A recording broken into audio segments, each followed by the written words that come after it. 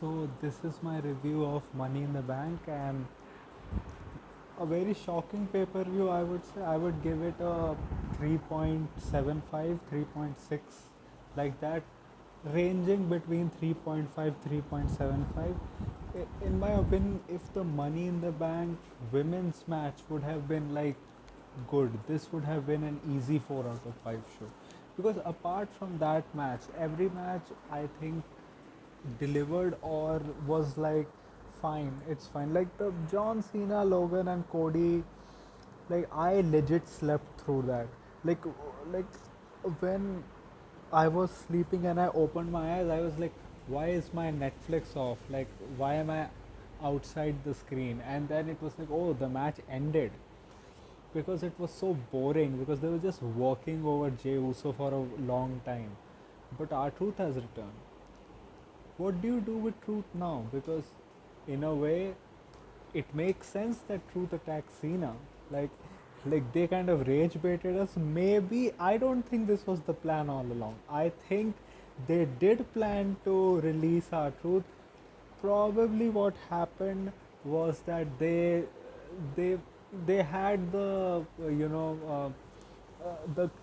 they noted the crowd reaction and was like, we are already doing WrestleMania back in Vegas. Already there are a lot of things happening in the company which we are doing, uh, which will affect our bottom line much more than if we just rehired Truth back. So I think they did because they did the advertisement on the ladder. They did the advertisements on the Money in the Bank briefcases. That gave them more money than if they just let Truth go.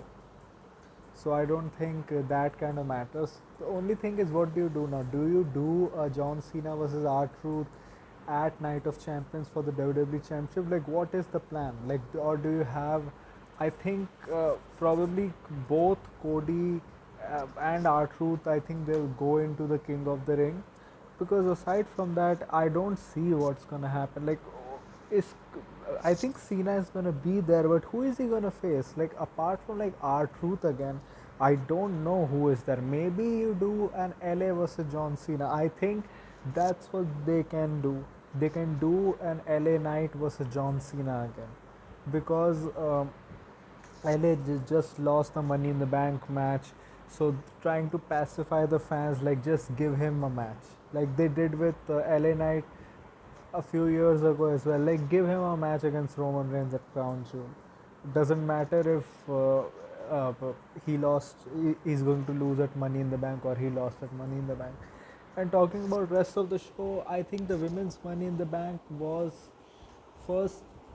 They didn't have a video package, which I kind of understand. Generally, the first match doesn't have a video package, but I think that did kind of hurt because this, first of all, this LA crowd, I didn't like this crowd. I legit didn't like this crowd.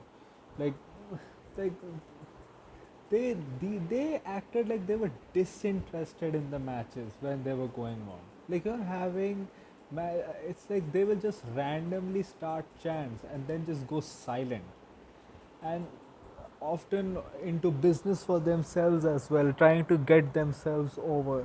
I didn't like that, and I think also what the women's Money in the Match hurt was from first, who was the producer. They didn't really have any like top ladder spots like the men's ladder match had. In the women's ladder match, the top spots were the spots you generally see as like uh, the spots which lead up to the top spot, but they were the top spots in this match. And aside from that, first, many of the competitors were not really known to the crowd, so they didn't really care. It felt like the LA crowd was kind of like, yeah, we don't know these people. Then also that you can see the way the camera work was, that many times they were waiting for the moves to happen. It's not like they were not good moves, like Rhea slamming Julia and Roxanne both into the ladders, but it just felt like it wasn't seamless, it wasn't smooth, it didn't feel like it hurt a lot. It felt like you, oh, just missed by a little bit, or got but not got all of it. it felt like that, like them, the ladder bending, them not able to like sandwich Rhea between that, even them putting Rhea under, like, a barrage of ladders, even that didn't happen quite well. I liked how Stephanie was booked in the match, but also it kind of felt like the match didn't go for long. But when you saw like the time card, it was like it went for 25 minutes. It felt like it went for like 15 minutes or something. It had the right winner. Naomi won. I thought there would be much more shenanigans in the match, but Naomi won, and this is the right choice. And probably she's gonna cash in at Evolution. I can see that happening. Like Evolution, maybe main event of the show, you have Naomi cashing in the Money in the Bank and winning the WWE Women's Championship, setting up Bianca versus Jade versus Naomi for SummerSlam. I can see that happening really quick. You can have either Jade or you can have Bianca win the Queen of the Ring, like having uh, their spot set for SummerSlam, and then just have Naomi cash in at Evolution. But maybe they hold back the cash in till SummerSlam, because do you really want like a triple threat where the Queen of the Ring winner uh, is fighting in a triple threat? I don't know, but they can have someone from Raw win too. Like, I won't mind if Stephanie Walker wins the Queen of the Ring and faces Io at SummerSlam. Maybe wins the World Championship also at SummerSlam. I don't mind that. Let's see what happens. Like, Nikki Bella is returning, so I think we may see Rhea Ripley face Nikki Bella, because I think I can see it in my mind. The Rhea Ripley comes out, says that she's sorry for not winning the Money in the Bank, but then Io come out, I want you again, but Io doesn't come out. It is Nikki Bella, and I think Rhea Jen beats Nikki Bella at Evolution. I think that can happen. Then you had Dom versus Octagon Junior, which was set up from Worlds Collide. Like, I'll give a small review of Worlds Collide. Awesome show. Like, apart from the tag match which Stephanie and Lola had, even that had its like double Devil's Kiss moment. Speaking of Devil's Kiss, Stephanie did a Devil's Kiss on the ladder too.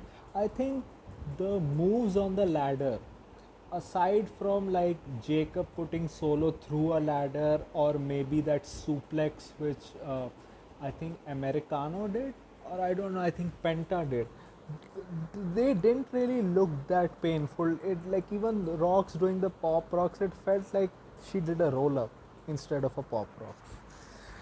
So I think this match, apart from like the first sequence of this match, it felt like Octagon Junior got spots, but Dom dominated. It felt like it could have been any other luchador in the match if they had given this even 7 minutes more, given Octagon Junior sequences rather than just one or two moves, given him multiple sequences to like show himself out, to show how he is different from other luchadors.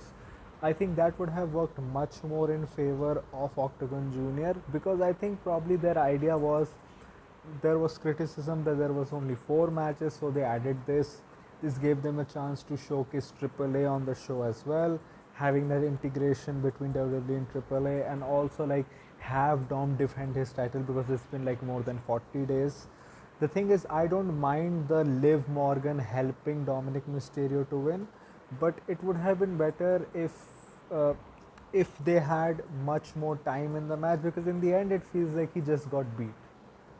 He just got beat, and you will not remember him after the show. If they had gotten much more time, you would have remembered. Same thing happened with Dom and Penta. Like, they have had good matches, but they have not given that much time that they can truly show out. And I hope they give Dom that time, because I think probably his next feud is with AJ Styles. Like, please have him at least give him 15 to 20 minutes. You can have the screwy Judgment Day finish. Give the 15-20 minutes, because we know Dominic can wrestle well. He has had matches with Dragon Lee. He has had matches with other wrestlers before where he can do really well. So please give him that.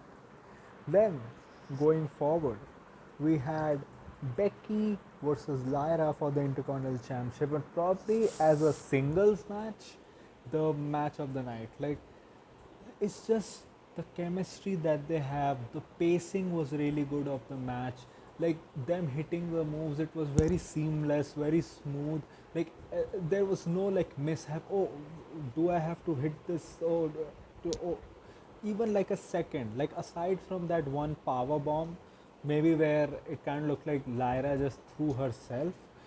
It like it was just smooth, like Becky giving like a manhandle slam, Lyra kicking out. Like Lyra sells in an sells the moves in like an oversell way, but the way she sells it, it actually feels like she got hurt. Like Becky doing the suplexes, Lyra doing the suplexes, like Lyra like writhing in pain, Becky getting frustrated. Though I do think Becky kind of like overplays her character, her expressions and all. But even then, like their chemistry was really good, but the crowd was really bad. Like chanting for truth, then just staying silent. It was not like this match did not have any story. It was not like both of these women were not over. So you cannot excuse the LA crowd here. You could have excused them for Mania, but here you cannot excuse them. They are having a great match. There was a video package for like casuals also who were not there. This has been a objectively good feud, and you give them "We Want Truth" chants or not give them like claps when they are both down. Maybe you can say that that 9 count was like have them like get up a little bit at 7 or 8. Do not just have both of them just miraculously get up at 9. But apart from that, a really good match. I at first didn't really like the finish, but in the end it made sense that Lyra had gotten better of Becky the first two times, and this time Becky outsmarted Lyra. I just would have liked if there was something new which Becky added in her repertoire which led to Lyra being outsmarted. This just feels like because she did a roll up like this in their backlash match also, which in her backlash match also, which she grabbed the ropes and the referee caught her. I would have liked if she added a new move or something in her repertoire, or she did something new which that way she outsmarted Lyra. But it was the right move to do. In the end, Lyra did raise her hand two times reluctantly. I like that. Then she attacked Becky because it was like enough is enough. Was like it's enough. I just didn't like her raising her hands and all that. I think I would have liked if Becky like type of like beat up or like went too much with the insults and then Lyra does it, because she did went over, but maybe should have gotten a little bit more over, and Lyra shouldn't have done this. She should have just hit her move and then just walked out in frustration. No Bailey. I'm like, why? Maybe I think what they're setting up is that they'll do another Becky versus Lyra, and this time this is the third match. Maybe Lyra wins the IC title back, and it's because of Bailey. And you set up like a non-title feud of Becky versus Bailey for Evolution. Maybe do Becky Lyra 3 at the Night of Champions. It's just that who will then Lyra face? Because there are no other opponents. Maybe you can have Liv Morgan, but then Liv Morgan and Raquel are tag team champions. Then you have to have someone beat them before, and there are no tag teams as such there. So I don't know. I do think this is probably leading into some way a triple threat. I don't know when does Bailey return. Like maybe a Raw or a Night of Champions. I just don't know. Let's see what happens going forward. Or they can have Becky versus Lyra 3 again at Night of Champions and have Becky beat Lyra because of Bailey. And like Lyra gets a last chance in the triple threat, but then it ends. But then what do you do with Lyra going into SummerSlam? Because if Becky like beats her in this feud, who is there for Lyra to face? So then going forward, you have the men's Money in the Bank, which was my match of the night. I've already talked about Cena, Logan. I will not talk about it further. This was the match of the night. Like, this felt like it was booked in a way where, storylines progress, the overbooking made sense. Like, the moves that these guys, especially like Americano did, like Gable's back was all like bloody. Ellen, like first them all attacking Seth Rollins. Like, there were moments where I felt like Andrade was gonna win. Like, they really made Penta show out in the match. Him doing the Mexican Destroyer on the ladder, him doing the suplex on the ladder, like Gable using another ladder to climb to the fireball ladder to knock Penta off. I think it could have happened a little bit faster, but even then, a great spot. Then, what else? Like, Braun and Bronson interfering, Braun nearly breaking Gable in half, like Bronson giving the tsunami to Andrade, taking him out. Braun Breaker taking Jeff Cobb out. In a way, I would have liked Jeff Cobb to be booked a little bit more stronger. Maybe you could have had them both like fight and then maybe fall off something, maybe fall from the barricade through a table, like keeping them both looking good, because he also lost a match at SmackDown. But even then, it doesn't really hurt him that much, because you had Jacob and JC also come out to their theme and loud cheers for Fatu, and you had the I hate you solo moment, which was by Triple H standards really quick. You had Solo doing the funny spots, him imitating everyone, but then getting his ass kicked also, even after helping them beat up Seth. I really thought Solo was also going to win. There were many times during the match that you would have thought, oh, this guy is going to win. There was a time where we thought that Americano is going to win. LA Knight is going to win also, especially to the end. I think the ending was a little bit damp. You could have had like someone like a Breaker or Bronson, maybe even Paul Heyman, like in the end, screwing over LA Knight instead of Seth climbing up because everyone is taken out. LA Knight then doing the fall spot, and then Seth just uh, ending him anyways, because it kind of looks like that LA Knight just gotten beat clean. But even this, I would recommend this match.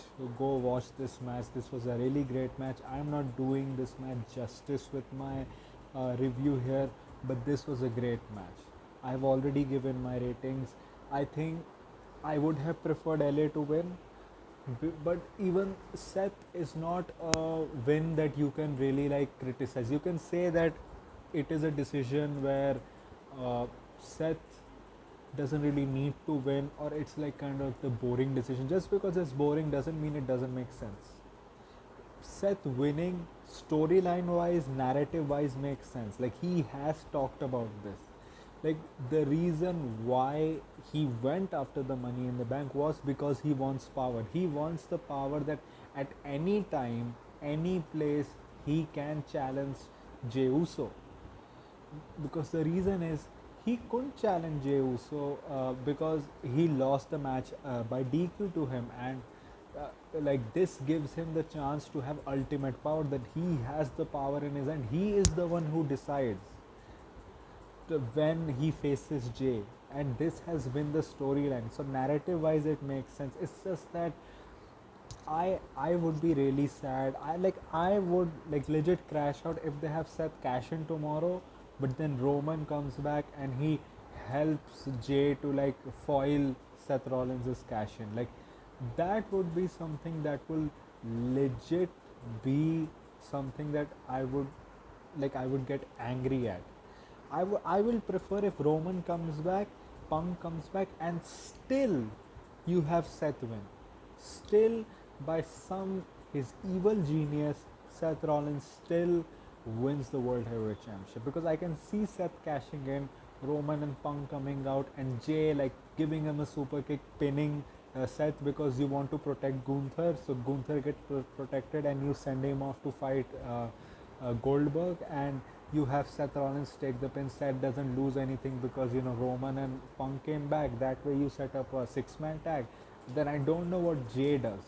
I think Jay probably doesn't defend his title because he has already defended his title, and then you can pick up a new challenger for him at Saturday Night's main event. Like me talking about it, it seems like this is what they're gonna do. I will prefer if they have a clean cash in. Have a clean cash in. Jacob doing the I hate you solo moment was really good. The crowd was with it. It's just that Solo has been so funny. I won't be surprised if they turn Solo face. One thing is that I think Solo is going to be out till Saturday night's main event. I can see Solo being, because he got put through a ladder, JC went through a barricade.